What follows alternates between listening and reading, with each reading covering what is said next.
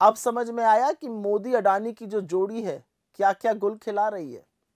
ABC पहुंची, सरकारी बैंकों का करीब 62,000 करोड़ रुपए इन पर बकाया था। और नरेंद्र मोदी आपके खास दोस्त, आपके परम मित्र हैं, तो कैसे सरकारी बैंकों को चूना लगाकर मुनाफा कमाया जा सकता है। सीधी भाषा में ये 46,000 करोड़ का चूना अडानी जी के नाम पे भारत के सरकारी बैंकों को लगा। ये वही बैंक है जो अगर आप 2 महीने 10,000 रुपए की किस्त ना दीजिए तो जीना दूभर कर देते हैं, बेइज्जत करते हैं, वसूली के लिए मुस्तंडे घर तक भेज देते हैं।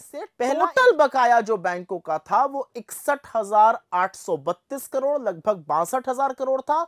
सारा मामला रफा दफा हो गया 15,977 करोड़, मतलब 16,000 करोड़ से कम पर 74% का नुकसान देश के बैंकों ने सहा। अच्छा,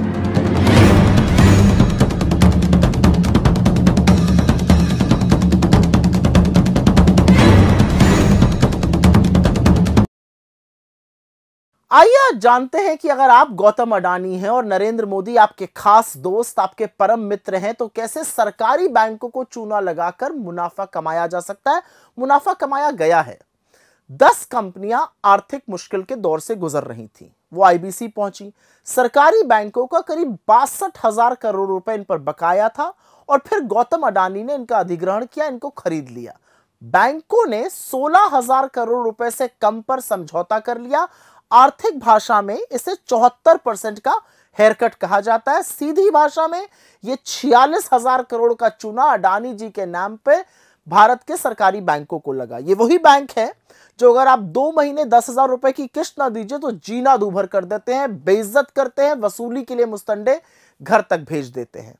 पहला HDIL प्रोजेक्ट BKC का अडानी प्रॉपर्टीज ने खरीदा था। बैंक का क्लेम था 7,795 करोड़, 285 करोड़ में मात्र खरीद लिया अडानी जी ने 96% के डिस्काउंट पर। फिर रेडियस एस्टेट्स एंड डेवलपर्स, इसको अडानी गुड होम्स ने खरीदा। बैंक का क्लेम था करीब 1700 करोड़, खरीदा 76 करोड़ पर, 96% डिस्काउंट पर। तीसरा नेशनल रेयन कॉर्पोरेशन, इसको अडानी प्रॉपर्टीज ने खरीदा। बैंक का क्लेम करीब 1175 करोड़ था, अडानी ने सिर्फ 160 करोड़ पर इसको खरीद लिया। बढ़िया डिस्काउंट मिला 86% का। फिर SR पावर MP लिमिटेड को अडानी पावर लिमिटेड ने खरीदा। बैंक का क्लेम था 12,013 करोड़, अडानी ने सिर्फ 2500 करोड़ में खरीद लिया, मतलब करीब 80% डिस्काउंट पर। पांचवी जो चीज खरीदी गई वो दीघी पोर्ट लिमिटेड था, जिसको Adani port and SEZ limited ने खरीदा। बैंक का क्लेम था करीब 3,075 करोड़, अडानी जी ने इसके लिए दिए 705 करोड़, 77% का डिस्काउंट। छठा था लैंको अमरकंटक पावर और इसको अडानी पावर ने खरीदा। बैंक का क्लेम 15,190 करोड़ था, अडानी जी ने सिर्फ 4,000 करोड़ के आसपास इसको खरीद लिया, मतलब 73% का डिस्काउंट।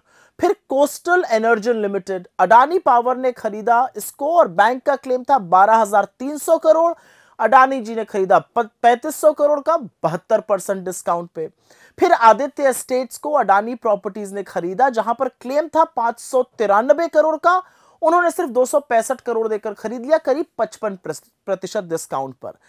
कराईकल पोर्ट को अडानी पोर्ट और SEZ ने खरीदा। बैंक का क्लेम था 2,959 करोड़, अडानी जी ने खरीदा 1,500 करोड़ से कम पर, 43% डिस्काउंट पे। और अंत में कोरबा वेस्ट पावर कंपनी को अडानी पावर ने खरीदा।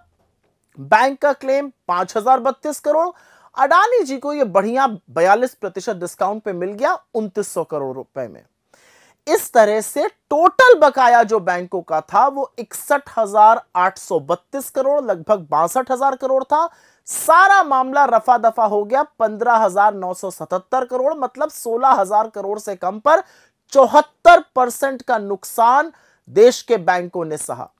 अच्छा, एक बात जाते जाते सुन लीजिए, इन सरकारी बैंकों में सरकार ने 4 साल में 3.5 लाख करोड़ रुपए लगाए, जो कि GST से आपकी कमर तोड़कर और टैक्स से मार मार कर वसूल किए गए हैं। अब समझ में आया कि मोदी अडानी की जो जोड़ी है क्या क्या गुल खिला रही है। ऐसे ही निष्पक्ष खबरों को देखने के लिए हमारे चैनल को सब्सक्राइब करें और बेल आइकन को प्रेस करें।